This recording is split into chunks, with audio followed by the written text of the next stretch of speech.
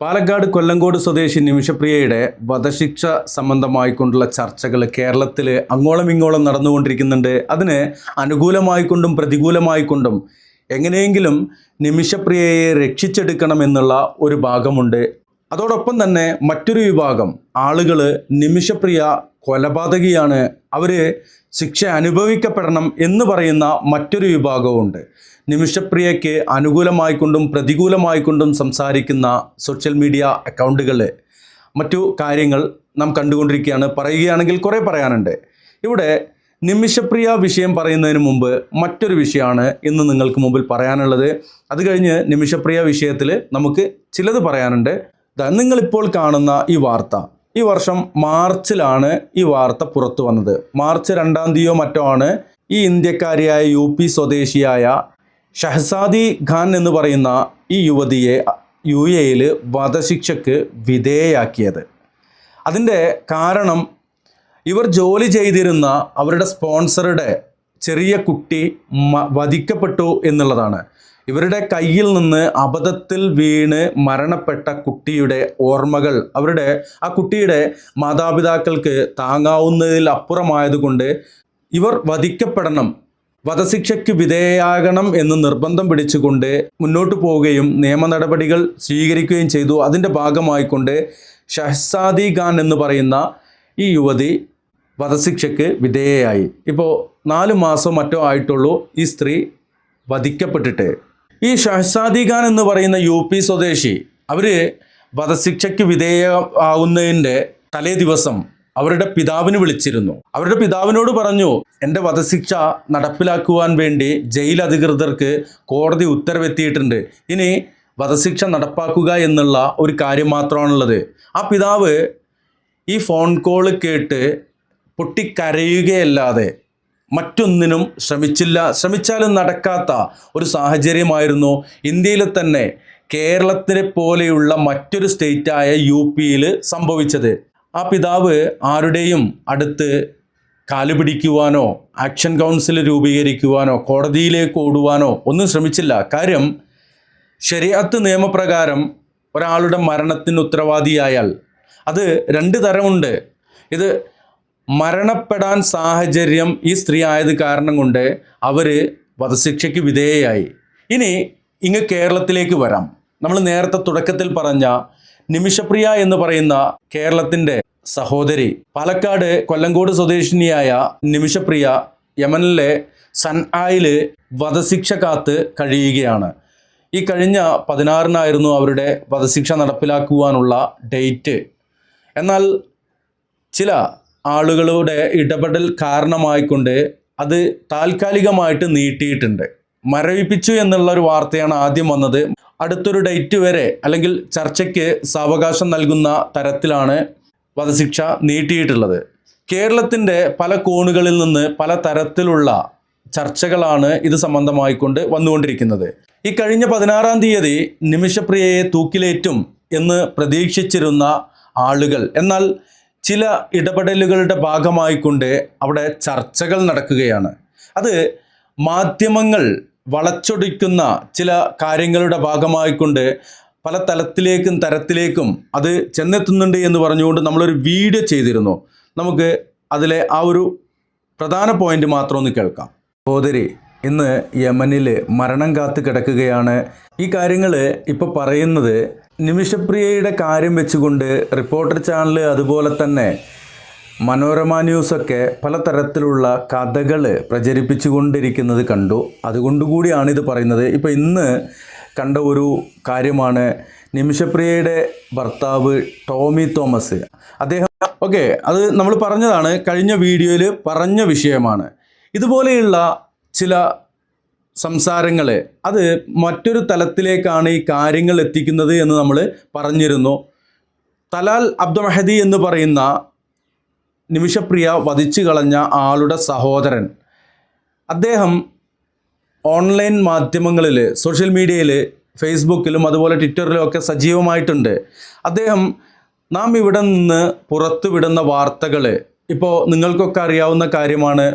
യൂട്യൂബിൽ നമ്മളൊരു വീഡിയോ ചെയ്തു കഴിഞ്ഞാൽ അതിൻ്റെ ടൈറ്റിൽ വരുന്നത് ഇംഗ്ലീഷിലാണ്.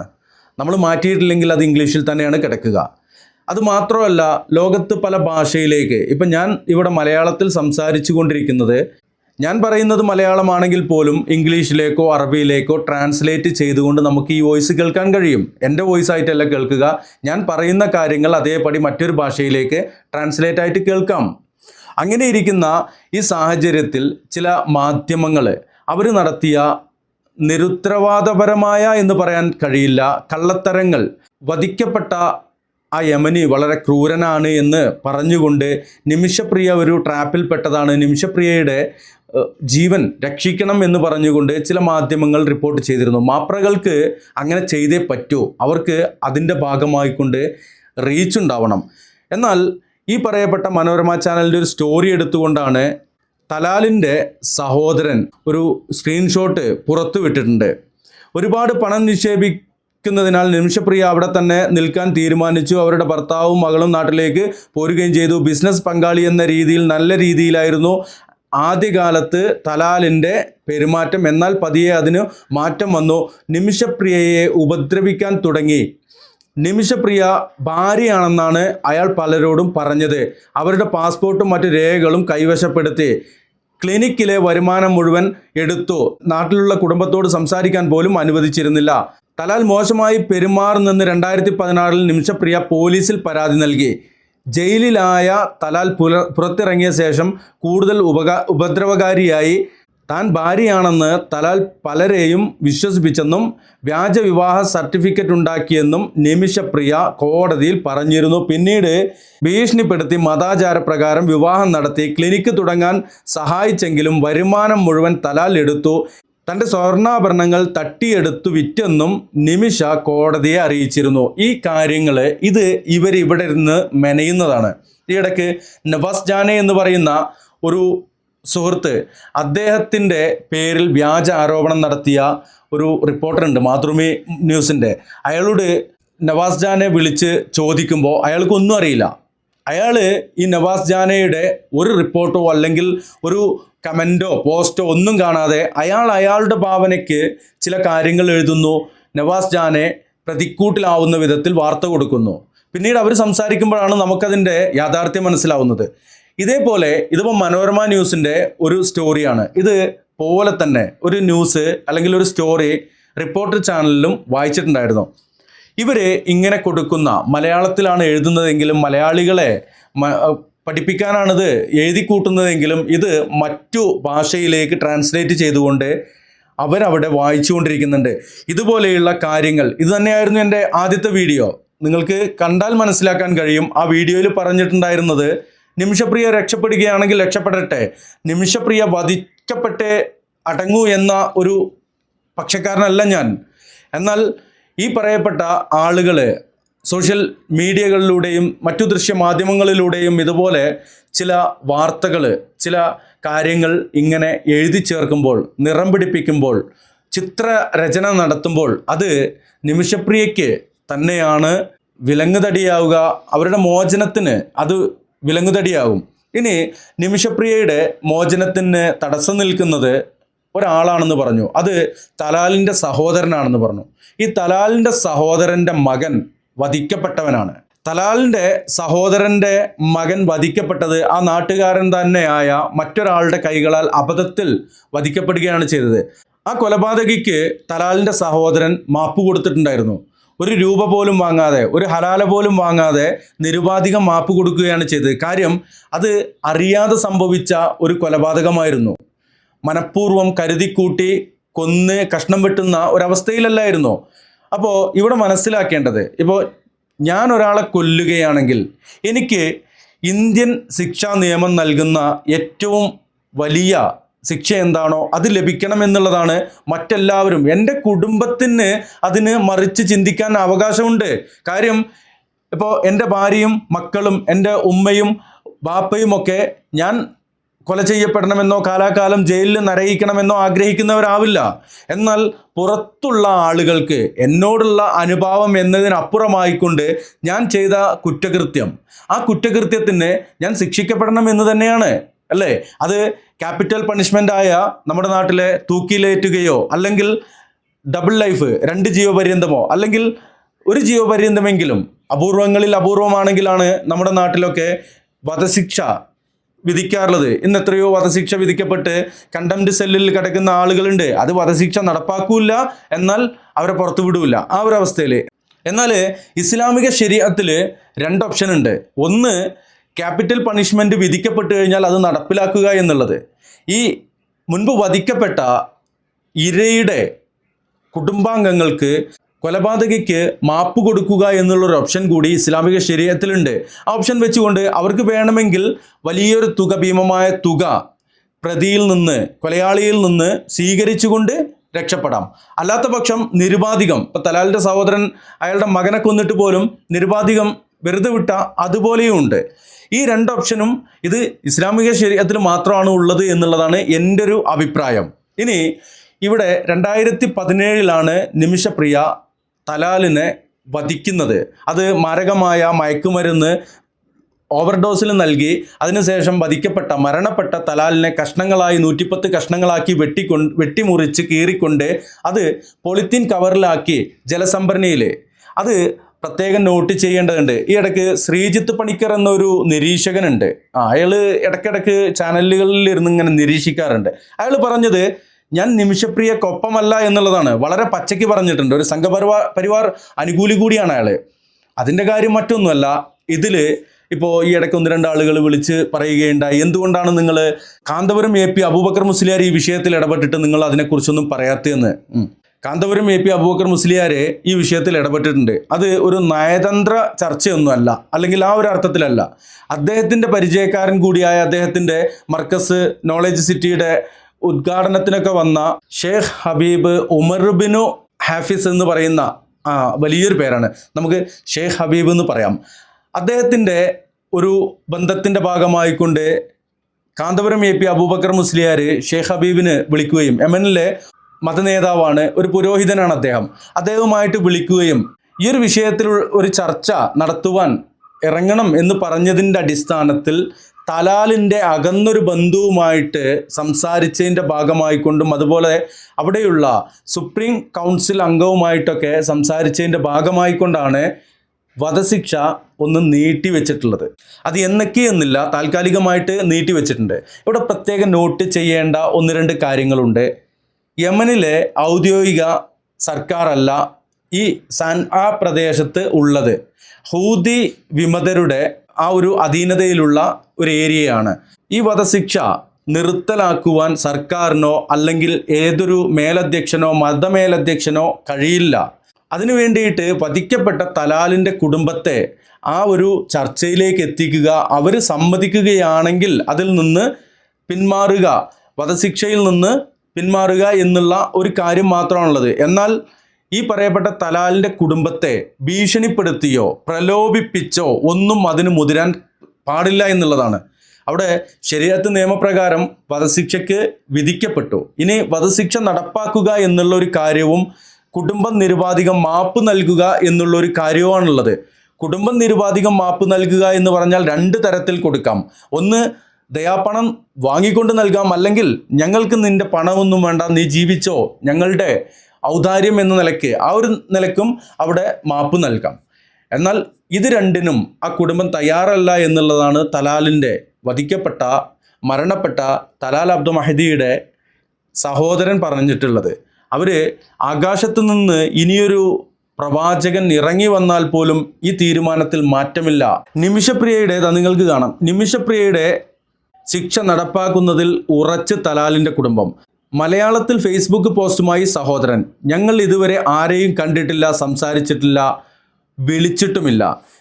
ഇതിനിടയ്ക്ക് പലതരത്തിലുള്ള വാർത്തകൾ വന്നുകൊണ്ടിരിക്കുന്നുണ്ട്. അത് മറ്റൊന്നുമല്ല, മതനേതാക്കളോ രാഷ്ട്രീയ നേതാക്കളോ ഞങ്ങളെ ബന്ധപ്പെട്ടിട്ടില്ല. നിമിഷപ്രിയ കേസിൽ കൊല്ലപ്പെട്ട തലാലിൻ്റെ സഹോദരൻ ശബ്ദ സന്ദേശം പുറത്തുവിട്ട് ആക്ഷൻ കൗൺസിൽ. അപ്പം അങ്ങനൊരു ശബ്ദ സന്ദേശം പുറത്തു വിട്ടു എങ്കിൽ തന്നെ അത് ആക്ഷൻ കൗൺസിൽ അതിങ്ങനെ പ്രചരിപ്പിക്കേണ്ട ഒരു സാഹചര്യമൊന്നും ഇല്ല എന്നുള്ളതാണ്.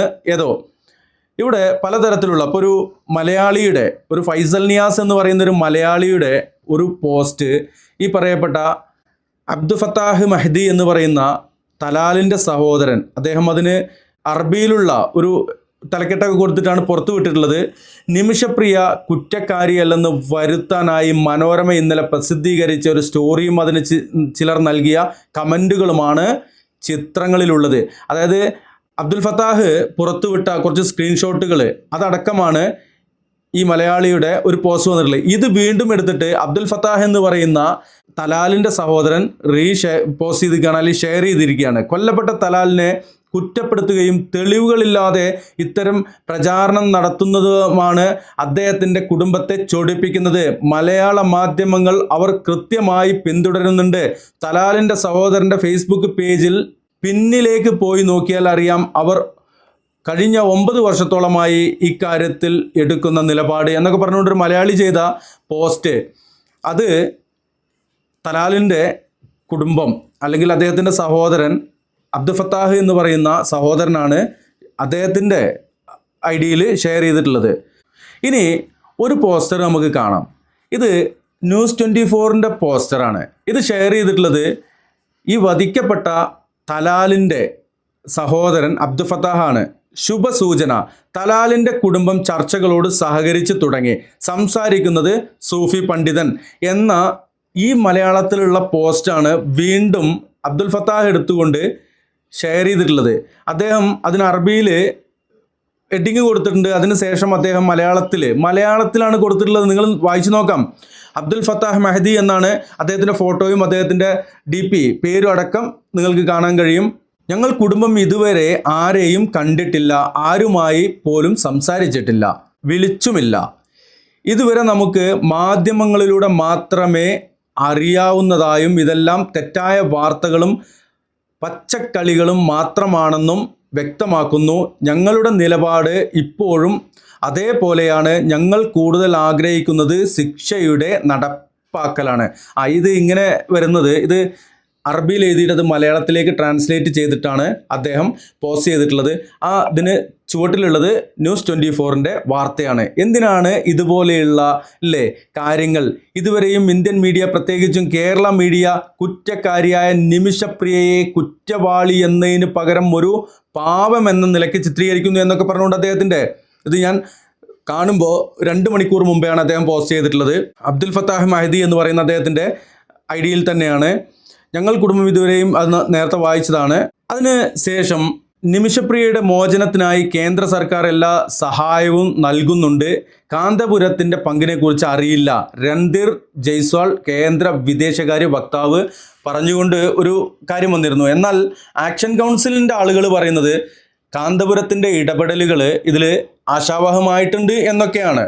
ഇതിൻ്റെ ക്രെഡിറ്റ് ആർക്ക് ലഭിക്കണം എന്നുള്ള ആ ഒരു തല്ലുകൂടലാണ് ഇന്നതിനിടയ്ക്ക് നടന്നുകൊണ്ടിരിക്കുന്നത്. നിമിഷപ്രിയ എന്ന് പറയുന്ന ആ ഒരു യുവതി, അവർ ഒരു കുറ്റം ചെയ്തു. അതിന് ആ രാജ്യത്തെ നിയമം ഒരു ശിക്ഷയും വിധിച്ചിട്ടുണ്ട്. അതിൽ നിന്ന് ആ കുടുംബത്തെ പ്രലോഭിച്ചോ ഭീഷണിപ്പെടുത്തിയോ പിന്തിരിപ്പിക്കാനൊന്നും കഴിയില്ല. അവർക്ക് നിമിഷപ്രിയയുടെ കുടുംബവുമായുള്ള ചർച്ചയുടെ ഭാഗമായിട്ട് വേണമെങ്കിൽ പണം സ്വീകരിച്ചോ അല്ലാതെയോ മാപ്പ് കൊടുക്കാം. അതിനിടയ്ക്ക് ഇവിടെ ചില ആളുകൾ, ഇപ്പോൾ പേരെടുത്തൊന്നും പറയുന്നില്ല, AP അബൂബക്കർ മുസ്ലിയാർ ഇതിൽ ഇടപെട്ടിട്ടുണ്ട്. അത് യാഥാർത്ഥ്യമാണ്. അത് ഇന്ത്യയിൽ മൊത്തം അറിയുന്നതാണ്. പുറത്ത് പല ആളുകൾക്കും അറിയാവുന്ന കാര്യവുമാണ്. അദ്ദേഹം ഷേഖ് ഹബീബ് എന്ന് പറയുന്ന ഒരു പണ്ഡിതനുമായിട്ട്, അവർക്ക് പരിചയമുള്ള പണ്ഡിതനുമായിട്ട് ഫോണിലൂടെ പറഞ്ഞതിൻ്റെ ഭാഗമായിക്കൊണ്ട് അദ്ദേഹത്തിൻ്റെ സ്വാധീനം ഉപയോഗിച്ചുകൊണ്ട് അവിടെയുള്ള സുപ്രീം കൗൺസിലും അതുപോലെയുള്ള ആളുകളുമായിട്ട് അദ്ദേഹത്തിൻ്റെ ആവശ്യം അറിയിക്കുകയും അത് സാധ്യമാണ് എങ്കിൽ ആ കുടുംബവുമായിട്ട് ചർച്ച ചെയ്തിട്ട് സാധ്യമാണ് എങ്കിൽ നിമിഷപ്രിയയ്ക്ക് മോചനം എന്നുള്ള ആ ഒരു കാര്യമാണ്. ഇവിടെ അറിയാത്തൊരു കാര്യം, പലരും ചിന്തിക്കേണ്ട ഒരു കാര്യം, ഈ ഇടയ്ക്ക് ശ്രീജിത്തിൻ്റെ കാര്യം പറഞ്ഞു. ഒരു ശ്രീജിത്ത് പണിക്കർ, അദ്ദേഹത്തെ വളരെ മോശമായിക്കൊണ്ട് ഹരീഷ് പേരടി എന്ന് പറയുന്ന ഒരു സിനിമാ നടൻ, അദ്ദേഹം ഒരു ആക്ടിവിസ്റ്റ്, സോഷ്യൽ മീഡിയ ആക്ടിവിസ്റ്റ് ഒക്കെയാണ്. അദ്ദേഹം ഇനി അവളെ വധിക്കുകയാണെങ്കിൽ അവളുടെ ശരീരത്തിൻ്റെ ഒരു കഷ്ണം കൊന്ന് നീ പുഴുങ്ങി തിന്നോ എന്ന തരത്തിലുള്ള സംസാരമൊക്കെ സംസാരിക്കുന്നത് കണ്ടു. അപ്പോൾ അത്തരത്തിലുള്ള സ്റ്റേറ്റ്മെൻറ്റുകളും സംസാരങ്ങളും ഒക്കെ പരമാവധി ഒഴിവാക്കുകയും, ഇവിടെ നിമിഷപ്രിയ ഒരു അബദ്ധത്തിൽ സംഭവിച്ച ഒരു കാര്യത്തിൻ്റെ ഭാഗമായിക്കൊണ്ട് ഇരയായിട്ടല്ല അവിടെ കിടക്കുന്നത്. നിമിഷപ്രിയ ഇരയല്ല. അവർ ഒരു മനുഷ്യനെ വധിച്ചു കളഞ്ഞിട്ടുണ്ട്. അവരുടെ ഒരു സഹായി കൂടിയായ ഹനാൻ എന്ന് പറയുന്ന ഒരു യമനി പൗര യമനി സ്ത്രീയാണ്. അവർ കൂടി ചേർന്നിട്ടാണ് ഈ തലാലിനെ വധിച്ചു കളയുന്നത്. അത് ഗത്യന്തരമില്ലാതെയായിരുന്നു എന്നൊക്കെ പറയുമ്പോൾ മനസ്സിലാക്കാമായിരുന്നു. പക്ഷേ അവർ എല്ലാ കുറ്റവും ഏറ്റു പറഞ്ഞിട്ടുണ്ട്. അതുകൊണ്ടാണ് അവർക്ക് ശിക്ഷ വിധിക്കപ്പെട്ടിട്ടുള്ളത്. ബലാത്സംഗം ചെയ്യുമ്പോൾ കത്തിയോ മറളോ എടുത്ത് വെട്ടിയിട്ട് പോലീസ് സ്റ്റേഷനിൽ പോയിട്ട് കീഴടങ്ങിയാൽ പോലും അതിന് ഒരു മാന്യതയുണ്ടാകുമായിരുന്നു. അതിന് ചിലപ്പോൾ ഒരു പക്ഷേ അവർക്ക് രക്ഷപ്പെടാമായിരുന്നു. എന്നാൽ ഇത് വിഷം കുത്തിവെച്ച് കൊന്നിട്ടും രക്ഷപ്പെടുകയല്ല ചെയ്തത്. കഷ്ണം വെട്ടിയിട്ട് മറ്റു മനുഷ്യർ കൂടി ഉപയോഗിക്കുന്ന ജലസംഭരണി വെള്ള ടാങ്കിൽ കൊണ്ട് നിക്ഷേപിക്കുകയും വെള്ളത്തിൽ ദുർഗന്ധമൊക്കെ വന്നത് കാരണമായിക്കൊണ്ടാണ് ഈ വധിക്കപ്പെടുന്നത് അറിയുന്നത്. പിന്നീട് ഒരു മാസത്തിന് ശേഷമാണ് 200 കിലോമീറ്റർ അപ്പുറത്തുള്ള ഒരു ക്ലിനിക്കിൽ നിന്ന് നിമിഷപ്രിയയെ പിടിക്കുന്നത്. എന്നാൽ നിമിഷപ്രിയ പിടിക്കപ്പെട്ടതിന് ശേഷം കാര്യങ്ങളെല്ലാം സമ്മതിച്ചിട്ടുണ്ട്. അപ്പോൾ ആ ഒരു അർത്ഥത്തിൽ കാര്യങ്ങൾ മനസ്സിലാക്കുക. നിമിഷപ്രിയ വധിക്കപ്പെട്ടേ തീരൂ എന്ന് അങ്ങനെ ഒരു നിലപാടൊന്നും ഈ പറയുന്ന എനിക്കുമില്ല, നമുക്ക് ആർക്കും ഉണ്ടാവരുത്. എന്നാൽ നിമിഷപ്രിയയ്ക്ക് ആ കുടുംബം മാപ്പ് നൽകുകയാണെങ്കിൽ അവർ രക്ഷപ്പെട്ടോട്ടെ, അതിന് ആർക്കും കുരുപൊട്ടേണ്ടതില്ല. എന്നാൽ മറ്റൊരു തലത്തിൽ നിന്നുകൊണ്ട് വീക്ഷിക്കുമ്പോൾ നിമിഷപ്രിയ നിരപരാധിയാണ് എന്ന തലത്തിലുള്ള ആ ഒരു സംസാരവും കാര്യങ്ങളും വരുമ്പോൾ മലയാളി ആയതുകൊണ്ട് അവർ രക്ഷപ്പെട്ടേ പറ്റൂ, യമനിക്ക് നീതി ലഭിക്കേണ്ടതില്ല എന്നൊക്കെ പറയുന്നതിനോട് ഒരു വിയോജിപ്പുണ്ട്. അത് യമൻ എന്ന് പറയുന്നത് അവരുടെ രാഷ്ട്രമാണ്. അവിടെ പോയി ഒരു കൊലപാതകം നടത്തിയിട്ടുണ്ട് എങ്കിൽ അവരുടെ നീതി വ്യവസ്ഥയിൽ നിന്നുകൊണ്ട് അവർ ശിക്ഷിക്കപ്പെടുക എന്നുള്ള ഒരു കാര്യം മലയാളി സമൂഹം മനസ്സിലാക്കുക. അതിനങ്ങോട്ടും ഇങ്ങോട്ടും ചെളിവാരി എറിയാതിരിക്കുക. AP അബൂബക്കർ മുസ്ലിയാർ അദ്ദേഹത്തിൻ്റെ ഒരു പരിചയത്തിലുള്ള ആളുമായിട്ട് വിളിച്ച് അദ്ദേഹത്തിന് അവിടെ സ്വാധീനമുണ്ട്. ഈ AP അബൂബക്കർ മുസ്ലിയാരുടെ സുഹൃത്തിന് അവിടെ ഷെയ്ഖ് ഹബീബിന് അവിടെ സ്വാധീനമുണ്ട്. ആ ഒരു സ്വാധീനം അവിടെ ചെലുത്തിയെന്ന് മാത്രമാണ്. അതിനു വേണ്ടിയിട്ട് ഈ ഷെയ്ഖ് അബൂബക്കർ AP അബൂബക്കർ മുസ്ലിയാർ വലിയൊരു ത്യാഗമൊന്നും ഏറ്റെടുത്തിട്ടില്ല. അതിന് മാത്രം ഈ കേരള സമൂഹം ഒന്നാകെ ഷെയ്ഖ് അബൂബക്കർ എന്ന് പറഞ്ഞ് താങ്ങേണ്ട ഒരു ലെവലിലേക്കല്ല. അദ്ദേഹം ഒരു മാനുഷിക പരിഗണന വെച്ചുകൊണ്ടുള്ള ഒരു കാര്യമാണ് ചെയ്തത്. അദ്ദേഹം നിമിഷപ്രിയയെ രക്ഷപ്പെടുത്താനാണ് ശ്രമിച്ചത് എന്ന് ആരെങ്കിലും പറയുന്നതെങ്കിൽ അവരുടെ കുടുംബവുമായിട്ട് ചർച്ചയ്ക്കാണ് AP അബൂബക്കർ മുസ്ലിയാർ കളമൊരുക്കിയിട്ടുള്ളത്. ഒരു മാനുഷിക പരിഗണന. ഇപ്പോൾ ഈ കേരളത്തിൻ്റെ മണ്ണിൽ മറ്റാരെങ്കിലും യമനിലെ ഒരു വലിയ ആളുമായിട്ട് ചങ്ങാത്തമുണ്ടെങ്കിൽ അവർക്കും ചെയ്യാവുന്നൊരു കാര്യം അദ്ദേഹം ചെയ്തു. വില കുറച്ച് കാണിക്കുകയല്ല, വലിയ തരത്തിൽ പ്രൊമോട്ട് ചെയ്യപ്പെടുമ്പോൾ മറ്റു പലർക്കും അലോസരമുണ്ടാക്കുന്നുണ്ട് എന്നൊരു കാര്യം കൂടിയും ഇതിൽ സൂചിപ്പിച്ചെന്ന് മാത്രം. നിമിഷപ്രിയയ്ക്ക് തലാൽ അബ്ദു മഹദിയുടെ കുടുംബം മാപ്പ് നൽകുകയാണെങ്കിൽ നിമിഷപ്രിയ രക്ഷപ്പെടട്ടെ, അതിൽ തർക്കമൊന്നുമില്ല. അങ്ങനെ രക്ഷപ്പെടുകയാണെങ്കിൽ ഇവിടെ കിടന്ന് യമനി പൗരന് നീതി ലഭിച്ചില്ലേ എന്ന് പറഞ്ഞുകൊണ്ട് ആരും കരയേണ്ടതില്ല. ആ കുടുംബത്തിന് മാപ്പ് നൽകാം എന്നുള്ള ആ ഒരു ഓപ്ഷൻ, ആ ഒരു ഇളവ് ഇസ്ലാമിക ശരീഅത്തിലുണ്ട്. ആ ഒരു കാര്യത്തിൽ എല്ലാവരും അത് മനസ്സിലാക്കുക. ഇനി നിമിഷപ്രിയ വധിക്കപ്പെട്ടേ തീരൂ എന്ന് പറഞ്ഞുകൊണ്ട് ആരും ഇവിടെ നിന്ന് യമനിൽ ഉള്ള ആളുടെ അക്കൗണ്ടിൽ പോയിട്ട് കുത്തിക്കുറിക്കേണ്ടതുമില്ല. അവർക്ക് സ്വയബുദ്ധിയുണ്ട്. അവർ നൽകുകയാണെങ്കിൽ നൽകട്ടെ, നൽകുന്നുവെങ്കിൽ നിങ്ങൾ എന്തിനാണത് മുടക്കുന്നത്? ഇനി അത് നൽകാതെ ഇരിക്കുന്ന സാഹചര്യത്തിൽ അബ്ദുൽ ഫത്താഹ് മഹദി എന്ന് പറയുന്ന തലാൽ അബ്ദു മഹദിയുടെ സഹോദരനെ നിങ്ങൾ ഭീഷണിപ്പെടുത്താനോ പ്രലോഭിപ്പിക്കാനോ ശ്രമിക്കുകയും വേണ്ട. അവർക്ക് ബുദ്ധിയും ബോധം ഉണ്ടല്ലോ, അല്ലേ? അതൊക്കെയാണ് ഇതിൽ പറയാനുള്ളത്.